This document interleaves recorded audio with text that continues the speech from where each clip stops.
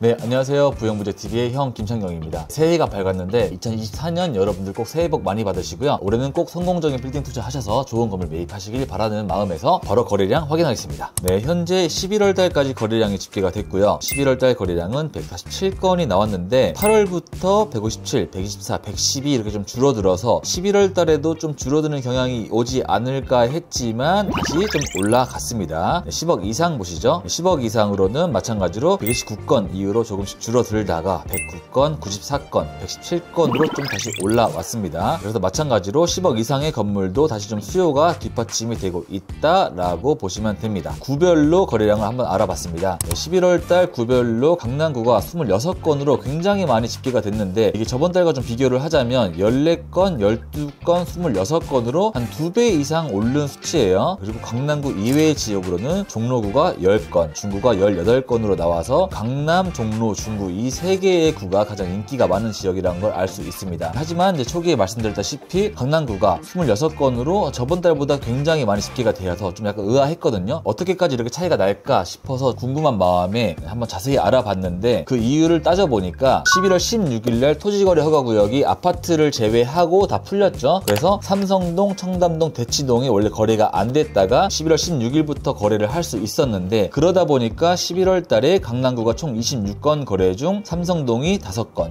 청담동이 6건, 대치동이 2건이었어요. 그 전과 비교를 해보면 10월 달에는 삼성, 청담, 대치가 한 건도 없었고 9월 달에는 삼성동, 청담동은 없고 대치동이 한 건 있었고요. 또 8월 달에는 삼성동만 한 건 있고 청담, 대치는 아예 없었는데 이게 풀리자마자 바로 26건 중에 총 삼성, 청담, 대치가 13건을 차지해서 거의 반 정도의 거래량을 차지를 하게 되었습니다. 물론 이게 11월 16일 이후에 바로 거래가 된 느낌보다는 그 전에 토지거래 허가 절차를 받는 과정에서 풀리다 보니까 바로 거래 신고를 하지 않았을까라고 생각이 들기도 하지만 그만큼 이제 삼성, 청담, 대치로 좀 거래가 쉬워졌기 때문에 이쪽으로도 수요가 몰리고 있다라고 생각이 듭니다. 그래서 앞으로도 이 지역이 얼마나 거래량이 늘어날지를 좀 주목해보면 좀 재밌을 것 같습니다. 그리고 현재 금리 알아보시죠. 현재 1월 5일자로 3년 금융채가 3.72%로 가상금리를 1.3%를 더하면 현재 3년 고정금리로 5%가량을 받을 수가 있는데 저번 달과 비교를 해보면 작년 12월 5일에는 3년 금융채 4.02, 가성금리는 1.3% 하면 한 5.3%가량을 대출을 받을 수 있었거든요. 근데 또 11월과 비교를 해보면 3년 금융채가 4.47로 거의 11월 달에는 4.47, 12월에는 4.02, 1월 5일에는 3.72로 0.4%, 0.3% 이렇게 계속 떨어지고 있는 걸 볼 수 있습니다. 그래서 지금은 3년 고정금리가 약 5%가량 나오고 있는데 최근에는 금리가 좀 많이 떨어져서 4% 초반에서 4% 중반 정도가 나온다라고 보시면 될 것 같고요. 그래서 아무래도 금리 부담이 좀 적어지다 보니까 올해는 좀 빌딩 시장이 다시 살아나지 않을까라는 기대감을 가지고 있습니다. 12월 달에 거래가 된 매매 사례를 한번 살펴보겠습니다.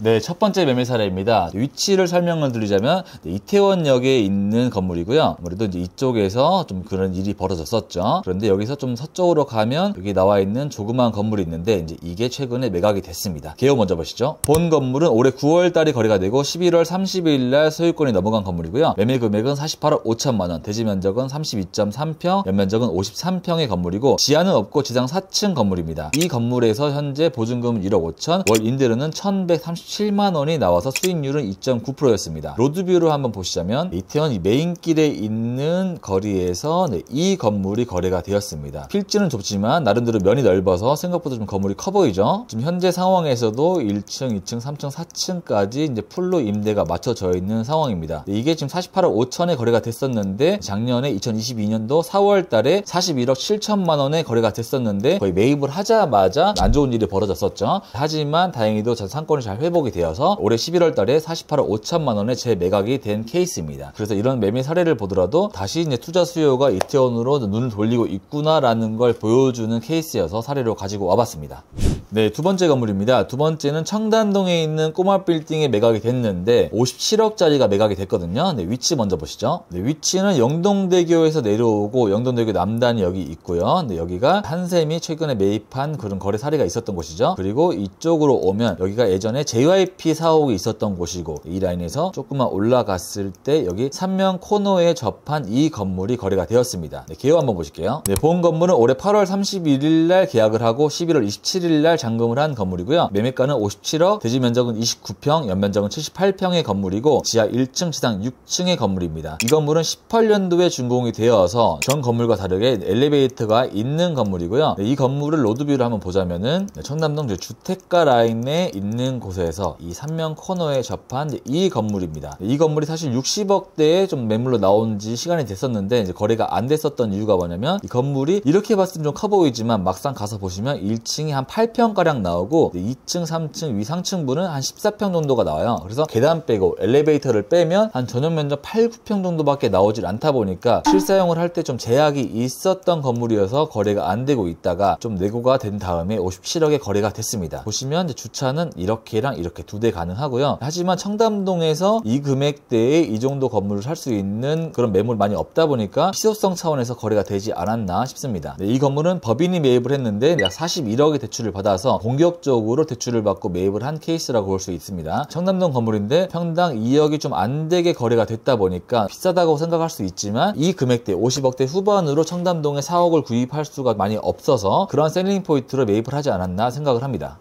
네, 세 번째 사례입니다. 세 번째 사례는 강남 평당가의 히스토리를 정확히 보여줄 수 있는 그런 사례에서 가지고 와봤는데요. 위치를 먼저 보시면 학동역이 이렇게 있고 학동역 10번 출구에서 거의 나오자마자 있는 이 코너 건물인데 이 건물이 굉장히 여러 번 거래가 됐었어가지고 제가 사례로 가지고 와봤습니다. 네, 개요 먼저 보시죠. 네, 본 건물은 11월 22일날 계약을 하고 12월 8일날 소유권이 넘어간 건물인데요. 네, 매매가는 62억, 대지 면적은 34.4평, 연면적은 92.4평의 건물이고 지하 1층, 지상 4층 건물입니다. 이 건물을 로드뷰로 보시면 네, 이렇게 학동역 10번 출구에서 나오자마자 바로 보이는 이 건물인데요. 네, 이렇게 보면 나름대로 좀 건물이 커 보이기는 하지만 대지 면적이 34평밖에 안 되는 정말 그런 꼬마 빌딩이었습니다. 이게 정말 여러 번 거래가 됐는데 히스토리를 말씀을 드리자면 18년도에는 35억에 거래가 됐다가 바로 1년 뒤인 19년 뒤에는 39억 5천만 원에 거래가 됐다가 갑자기 21년도에 매매가가 확 뛰어서 59억 5천만 원에 거래가 됐습니다. 그리고 지금 현재 23년도에 59억 5천에서 62억으로 한 3억 정도 업 시킨 다음에 거래가 됐는데요. 21년도에 아무래도 빌딩 시장이 핫했다 보니까 좀 비싸게 매입을 했다가 2023년도에 빌딩 시장이 좀 안 좋아지면서 거의 원가에 처분을 한 그런 케이스다라고 볼 수 있는데 이만큼 2010년도 초반에는 한 평당 4천, 5천 이 정도였던 게 지금은 한 1억 5천 정도 하고 있죠. 그래서 이 건물이 강남의 시세를 가장 잘 보여주는 건물이다라고 저는 설명을 늘 드리는데 이 건물이 최근에 거래가 되어서 주목할 만한 그런 사례여서 가지고 와봤습니다.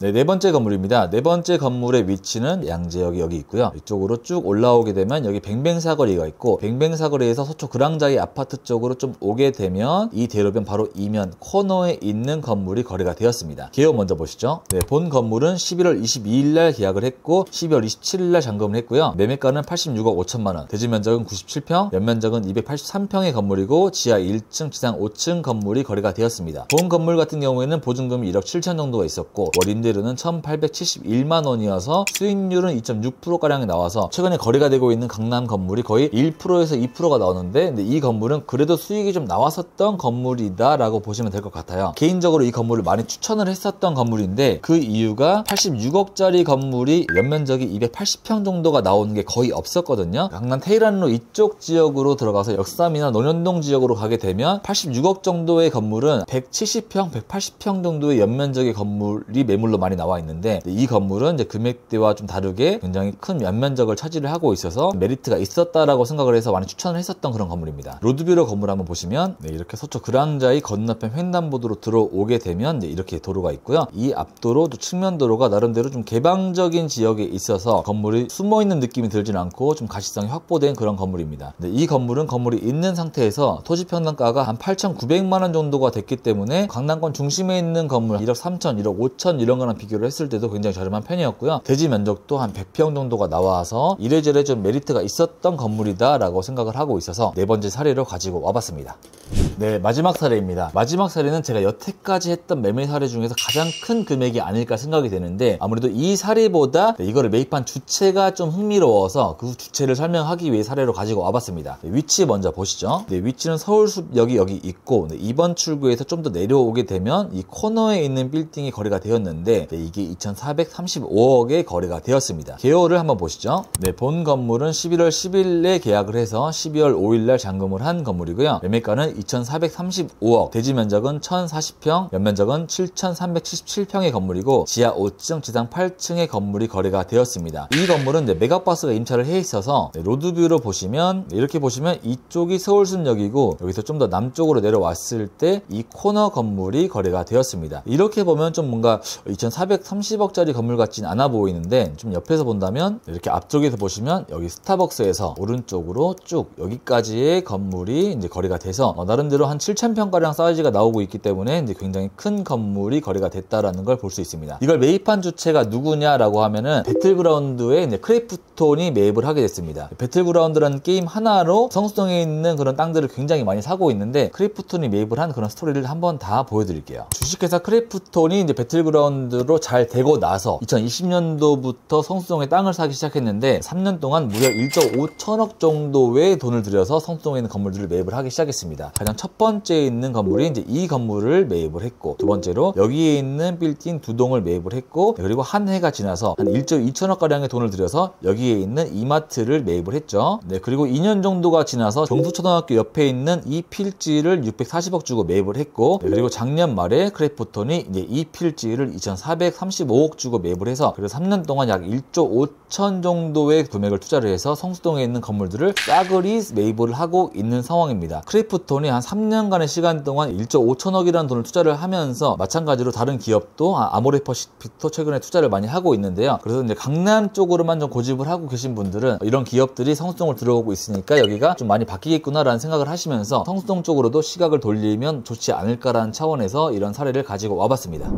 이렇게 총 5가지 매매 사례를 가지고 와봤는데 11월 달에는 매매량이 좀 늘었고 또 1월 달에는 대출 금리가 좀 떨어졌고 또 토지거래 허가가 풀림으로써 청담, 삼성, 대치 이 지역으로 또 관심이 쏠리고 있는 상황이라 이런 것만 보면은 빌딩 시장에 좀 훈풍이 불지 않을까라는 생각이 드는데, 하지만 우리에게는 또 PF 위기가 남아있고 또 총선이 남아있잖아요. 그래서 올해는 여러 가지 상황들을 좀 지켜보시면서 빌딩 투자를 하신다면 아무래도 실패 없는 투자를 하지 않을까라고 생각을 합니다. 1월 매매 사례는 여기까지 마치겠고요. 저는 또 2월 달에 더 흥미있는 매매 사례로 다시 나타나도록 하겠습니다.